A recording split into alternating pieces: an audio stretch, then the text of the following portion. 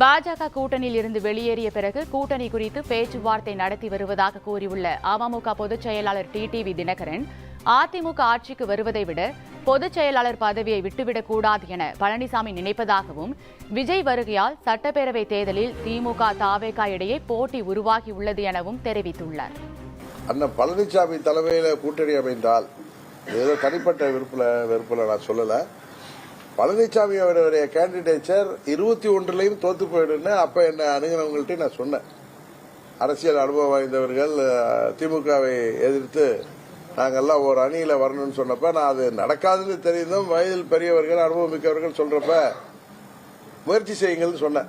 அப்பயும் நான் இதே கருத்து தான் சொன்னேன். நான் ரிட்டனாவே எழுதி கொடுத்திருக்காரு. திமுக கூட்டணிக்கும் தாவேகா கூட்டணிக்கும் தான் இருக்கும். அது புதிய கட்சி, இவர் போய் அவர் கூட போறதுக்காக நான் கூட போறேன் இல்லைங்கிறதெல்லாம் நான் முடிவு செய்யவே இல்லை. நான் யதார்த்தமா ஒரு குடிமகனா பார்த்து நீங்க கேள்வி கேட்கறதுனால நான் பதில் சொல்றேன்.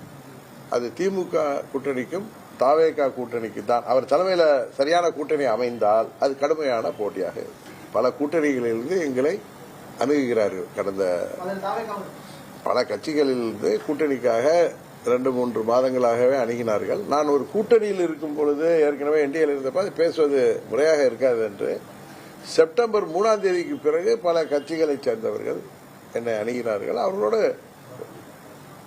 ஒரு பேச்சுவார்த்தை தான் நடந்து கொண்டிருக்கிறதே தவிர அம்மா மக்கள் முன்னேற்ற கழகம் எங்கள் கட்சி முக்கிய நிர்வாகிகளோடு எல்லாம் பேசிவிட்டு தான் ஒரு முடிவு எடுக்க முடியும். அது எல்லாமே இனிஷியல் ஸ்டேஜில் தான் இருக்கு. நான் எந்த முடிவு எடுக்கல, அதுதான் உண்மை.